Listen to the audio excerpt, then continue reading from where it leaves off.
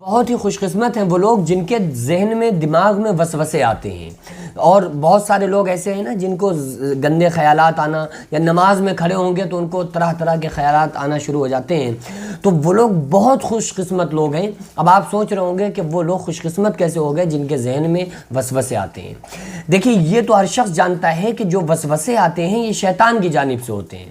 جب کوئی بندہ نماز میں کھڑا ہوا تو شیطان نماز میں خلل پیدا کرنے کے لیے دماغ میں وسوسے ڈالتا ہے۔ انسان کو بیٹھا ہوا ہے تو شیطان اس کے ذہن میں وسوسے ڈالنا شروع کر دیتا ہے اور ان کو غلط راستوں پر لانے کی پوری تمام کوشش کرنے لگتا ہے۔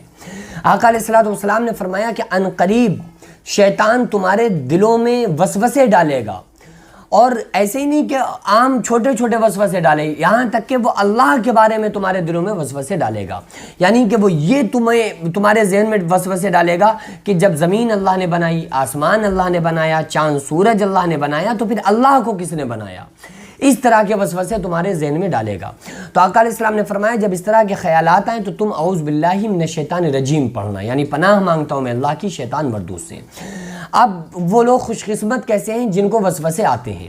آپ سوچ کر دیکھیے کہ شیطان کیا چاہتا ہے۔ شیطان یہ چاہتا ہے کہ کوئی نمازی نماز نہ پڑھے، سچ بولنے والا سچ نہ بولے، غرض کہ جو لوگ بھی دینی کام کر رہے ہیں وہ نیک کام نہ کریں، وہ سارے لوگ گناہ کے کاموں میں ملوث رہیں۔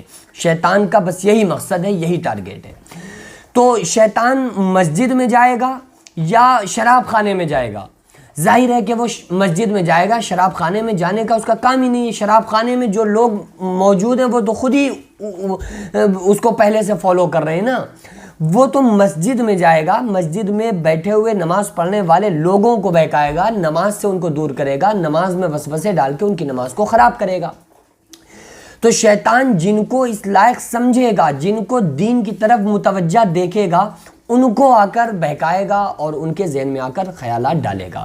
وہ سب کو کیوں ڈالے گا؟ جو لوگ خود پہلے سے بہکے ہوئے ہیں شیطان ان کو ہرگز نہیں بہکائے گا، وہ تو پہلے سے بہکے ہوئے ہیں۔ جو محنت کرے گا وہ ان لوگوں پر کرے گا جو نیک لوگ ہیں۔ جو پہلے سے گندی عادتوں میں ملوث ہیں شیطان کو ان پہ محنت کرنے کی کوئی ضرورت نہیں، وہ کرتا ہی نہیں ہے۔ وہ تو یہی کہتا ہے نا کہ یہ تو پہلے سے جو ہمارا مقصد ہے اس پر یہ لوگ عمل کر رہے ہیں۔ لیکن جو لوگ گناہ کے کاموں سے بچتے ہیں، غلط کاموں سے بچ کر سیدھے راستے پر چلنے کی کوشش کرتے ہیں، اچھے کام کرنے کی جو لوگ کوشش کرتے ہیں، ان کے ذہن میں شیطان وسوسے ڈالتا ہے اور ان کو اس نیک کام کرنے سے روکے رکھتا ہے اور روکنے کی کوشش کرتا ہے۔ لیکن جب کوئی مومن بندہ ہوتا ہے تو اس پر شیطان کا بس نہیں چلتا ہے، اور وہ مومن بندہ اپنے کاموں کو انجام دیتا ہے، شریعت کا پابند رہتا ہے۔ تو اب یہیں سے بات کلیئر ہو گئی کہ وہ لوگ جن کو شیطان اس لائق سمجھتا ہے کہ ہاں یہ عبادت گزار لوگ ہیں، یہ نمازی ہیں، یہ پرہیزگار ہیں، یہ سچے لوگ ہیں، یہ مومنین ہیں، ان کو بہکانا چاہیے، تو وہ انہی کے ذہن میں زیادہ وسوسے، زیادہ خیالات ڈالتا ہے۔ نماز میں اگر وسوسے زیادہ آ رہے ہیں، نماز میں زیادہ خیالات آ رہے ہیں، تو پھر اس میں یہ چاہیے، دو چیزیں ہیں کہ ہم اپنے دماغ کو، دل کو صرف نماز میں لگائیں اور اپنی نماز کو اور زیادہ خشوع و خضوع سے پڑھنا شروع کریں، رکوع اور سجود کو اور طویل کر دیں۔ یعنی کہ اگر ہم 3 مرتبہ سبحان ربی الاعلیٰ سجدے میں پڑھتے ہیں تو پھر ہم 5 مرتبہ پڑھنا شروع کر دیں۔ اس کا فائدہ کیا ہوگا کہ شیطان یہ سوچتا ہے نا کہ وسوسے اس لیے ڈالتا ہے کہ ہماری نماز میں خلل پیدا ہو، اور وسوسوں کی وجہ سے ہماری نماز کا خشوع اور خضوع ختم ہو جائے۔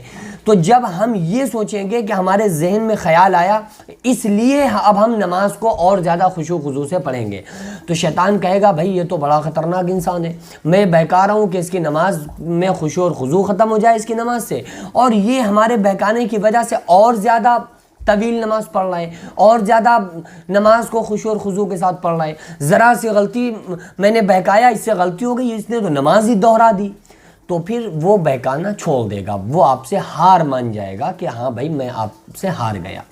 تو بہرحال یہ ہے کہ ہم لوگوں کو چاہیے کہ ہم شریعت مطہرہ کے پابند رہیں، اور جب بھی وسوسے آئیں، خیالات آئیں، تو اعوذ باللہ من الشیطان الرجیم کی کثرت کریں، یعنی پناہ مانگتا ہوں میں اللہ کی شیطان مردود سے۔ اس دعا کی کثرت کرتے رہیں، یہ اس کو اپنے وظیفے میں شامل کر لیں، انشاءاللہ تعالی اس طرح کے وسوسوں سے اور خیالات سے ہم محفوظ رہیں گے۔